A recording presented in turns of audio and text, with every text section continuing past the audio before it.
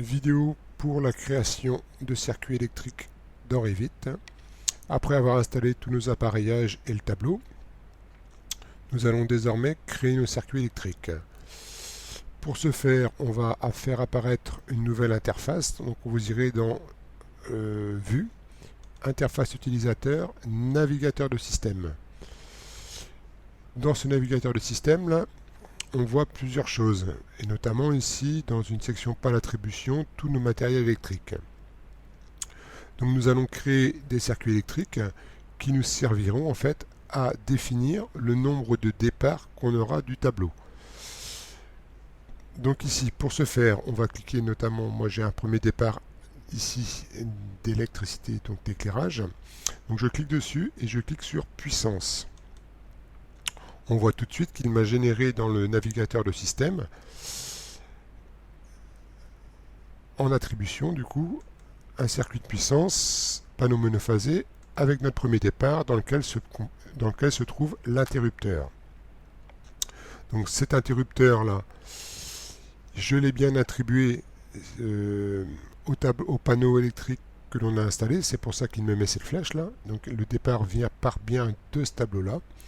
Et je vais donc ajouter les choses à mon circuit. Donc je vais faire modifier le circuit, ajouter au circuit, et je vais donc lui ajouter les luminaires de ce circuit.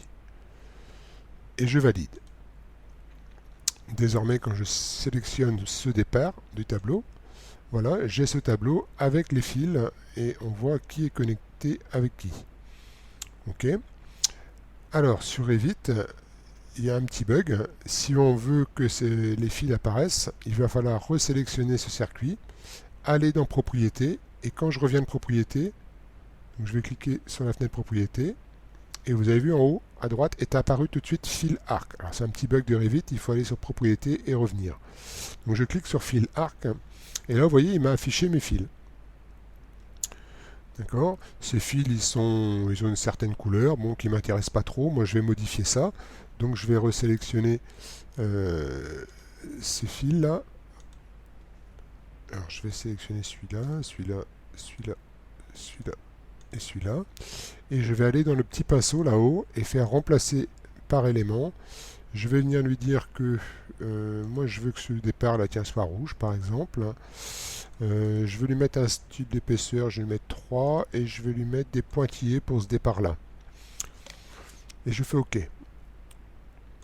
Vous voyez, mes fils ont bien été mis en rouge et je peux aussi modifier si ça ne me plaît pas, parce que mon alimentation de tableau, je préfère qu'elle aille dans mon interrupteur. Alors je vais faire un zoom pour que vous voyez bien, dans mon interrupteur. Ok, mon interrupteur alimente bien ce luminaire là, celui-ci, celui-ci et celui-ci. Ok. Moi, j'aurais voulu que mon fil aussi passe par mon chemin de câble. Mais mon chemin de câble, le problème, c'est que je ne le vois toujours pas. Alors, ce que je vais faire, je vais aller dans ma fenêtre de propriété. Je vais aller dans plage de vue. Là, ma plage de vue, elle s'arrête à 2300. Moi, je sais que mon chemin de câble est à 2700. Donc, je valide, je fais appliquer. Et je vois apparaître maintenant mon chemin de câble. Et je vais mettre ce fil là dans le chemin de câble. Donc je vais venir le tirer un peu vers ici, voilà. Alors après, ce qu'il faut faire, il faut prendre un peu de temps, mais il faut rajouter des sommets. On va lui ajouter un sommet tiens, par ici, hein, tac. Hop, comme ça me permet de le retirer dans le chemin de câble. Voilà, je vais le positionner un peu vers ici. Je vais rajouter encore quelques sommets. Je vais rajouter un sommet ici pour le basculer dans le chemin de câble. Voilà. Ce sommet là aussi. Voilà, ici je vais rajouter un autre sommet dans le coin ici.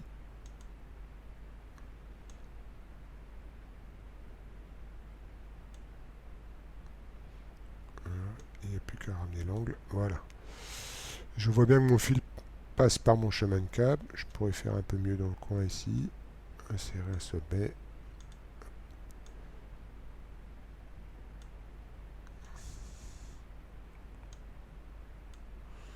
Voilà, comme ça mon fil passe bien par mon chemin de câble jusqu'à mon tableau.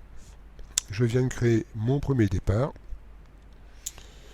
qui apparaît bien maintenant dans mon navigateur de système que je vais pouvoir réutiliser par la suite pour mes nomenclatures de système. D'accord. Donc si ce départ-là alimente cet éclairage-là plus l'éclairage de l'espace détente, eh ben, il suffit que je rajoute à ce circuit-là mon autre interrupteur et mes autres luminaires. Donc je le fais, modifier le circuit, ajouter au circuit, je sélectionne cet interrupteur et tous les autres luminaires que je souhaite intégrer à ce circuit. Voilà, j'ai un départ qui prendra en compte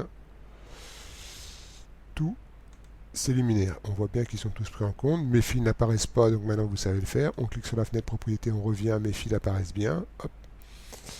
Ces fils-là, ils ne m'intéressent pas trop comme ils sont présentés. Donc ce que je vais faire, je vais venir modifier tout ça. Voilà, de l'interrupteur, on va bien alimenter ici. Ce fil-là, je vais le remettre pour lui dire que l'alimentation est bien prise de cet interrupteur-là. Voilà, je fais mon petit pont pour bien indiquer que le piquage est fait sur l'interrupteur. Et je vais donner une autre couleur aussi à ce circuit. Donc on sélectionne, touche contrôle, on sélectionne les fils qui nous intéressent. Alors on pourrait aussi rajouter bien sûr des boîtes de dérivation, etc. etc., etc. Voilà. Maintenant je retourne dans le pinceau, remplacement par élément, ligne de projection, couleur, celui-ci, ben, je vais le mettre, tiens, je vais le changer de couleur, je vais le mettre en vert, je vais faire OK, je vais lui mettre une épaisseur et je vais aussi lui mettre des pointillés. Voilà. Je fais appliquer, OK. Ce fil-là, il ne m'intéresse pas puisque j'ai déjà le fil qui me dit bien qu'on vient bien du circuit. Voilà. J'ai créé mes deux circuits électriques, ce qui va faciliter la vie de l'électricien derrière puisqu'il va savoir qui va avec qui et comment ça s'allume. Voilà pour la création de circuits électriques.